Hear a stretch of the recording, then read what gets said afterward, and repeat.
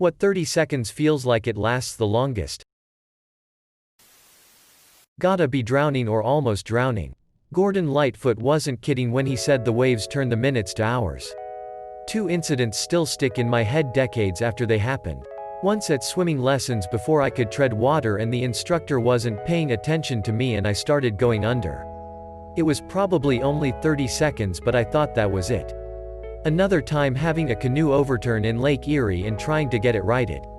That time I even had a life jacket but the fact the waves kept throwing water over my face really made me think I was done for. Surprised it took me all the way down to your comment for this. The closest I have come is being flipped out of a whitewater raft. I was most definitely under for less than 30 seconds. But it felt like forever. We failed to perform a high side and everyone but the guide was tossed out of the boat. The raft came back down upside right. I didn't know this but all I could tell was that I couldn't get up to the surface, I was under the raft. Reaching around for anything I felt another person. I pulled them up and they went higher than I was. Turned out that was my sister and she surfaced next to the boat. I pulled myself that way and final got air. All in total it could not have been more than 10 seconds. 15 to tops. But it felt like eternity. Earthquakes. I guess not as many people have experienced a significant earthquake of any duration. I can tell you the 19 seconds of the 1994 Northridge 6.8 earthquake was unbearable. In the dark. Having been awakened by the ground moving violently in all the dimensional directions. With items flying at you from the shelves they were on. Crashing all around you as you are trying to get your bearings and realize what is happening and what you should be doing, or not doing. It was scary as hell. Even getting to the door frame after having to pry the door open to get into it. You are still writing it out. And that is only 19 seconds. 30 seconds of that must be insane not knowing if it is going to slow down and stop. Get worse as it ramps up. I was in the middle of a 7.3 earthquake in Mexico recently. It only lasted a couple of seconds but it was really freaky. I can't even imagine how weird it would feel for 19 seconds. And in the dark. Being in a CT scanner when they tell you to be perfectly still. And when they said to, hold your breath, but not for how long. And you're just waiting for the all clear to breathe like. Do I just pass out here? Don't want to mess up these scans. Having explosive diarrhea course through your stomach at 2 a.m.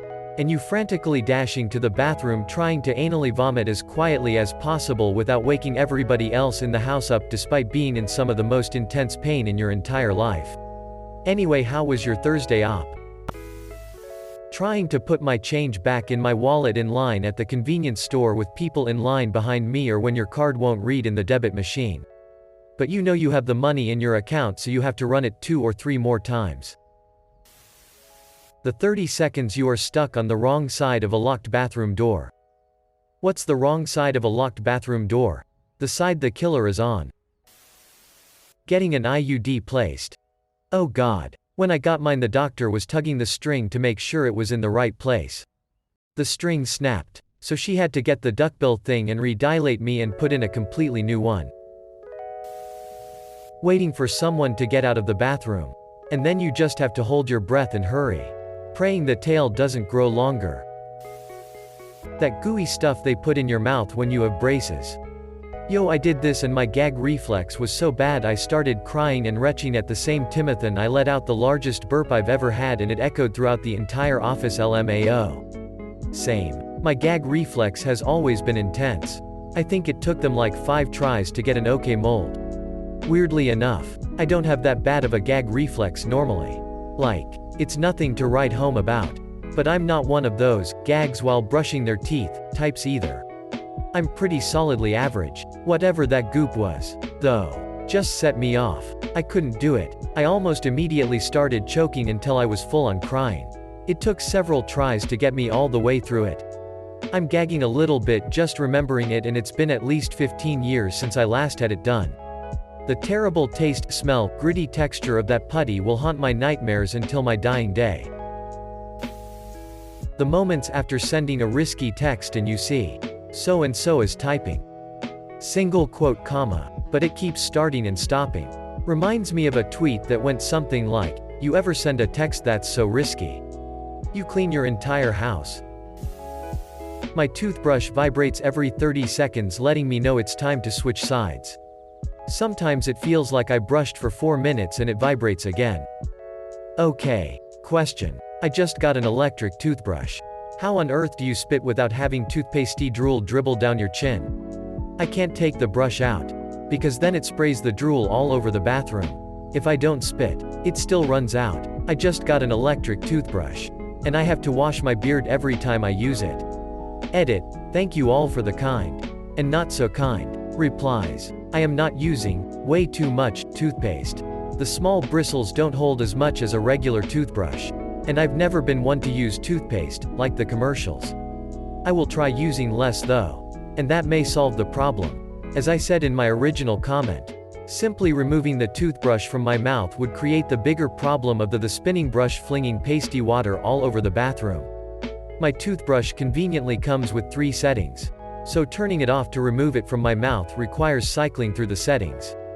And I find washing my beard to be easier. Plus I'm not sure if the timer resets or not when you turn it off. Though I guess the workaround is to time it at one of the 30-second intervals. Or to just brush my teeth for the extra XX seconds. I will also try tilting my head up, though this will rob me the pleasure of staring at my stupid face for 2 straight minutes. Unskippable 30-second ad. It's interesting how now I can't stand a 5-second ad on YouTube. And when I was a kid it was normal to watch 10 minutes of ads every 20 minutes of TV programming. Never thought of it like that. I suppose it's because TV shows are designed to cater to that ad break. I.e. stories are normally told in 2 parts. Usually with a cliffhanger in the middle to keep you around for part 2. A bit like an interval in a play. YouTube videos aren't like that. The ads can happen in the middle of a sentence, so it's more shocking to the viewer. You actually recognize it as an advert rather than an ad break. The time in between a baby falling and crying. Thump, wah. The story I am told is that when I was a baby my dad set me on the bed to just kinda hang out. It was a water bed though. So when he got on the other side the tsunami threw me on the ground, landed on my back. Luckily, Dad says it felt like an eternity going from me making the "I'm about to scream" face to me actually screaming. When putting a fixed amount of gas in the car in the freezing cold and the pump slows down for the last $0.50. I used to live in the northern Midwest and really tried to avoid the gas stations that slowed their roll too much. As a crisis counselor, from conversations I've held over the past few years, I would say the 30 seconds one struggles to act on completing suicide. I've felt their pain as they've fought the ultimate mind battle in this small amount of time whether or not to end their lives. Man. I've only felt this a handful of times, but it really does feel like you're stuck in a timeless purgatory when you're debating which path you're going to take. The worst part is even when you make it to the morning, you can feel that a part of you still died inside that night. When someone says, "We need to talk," I accidentally scared my boyfriend doing something similar. We were texting one time and I missed him and wanted to hear his voice, so just texted asking if he could call instead of responding to his text. He called immediately. Worried something was wrong. Poor guy. I'm much more careful now.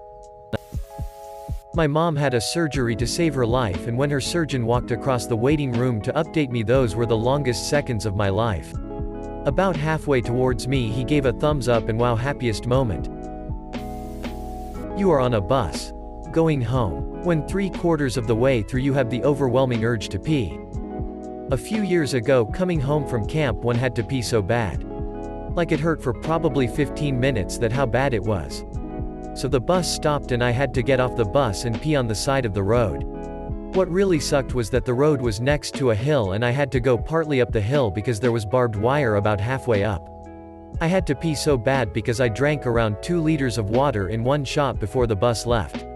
Closing parenthesis. I went to a Christian camp, and all of the counselors urged us to stay hydrated. That I did, which led to me having to pee during the chapel services.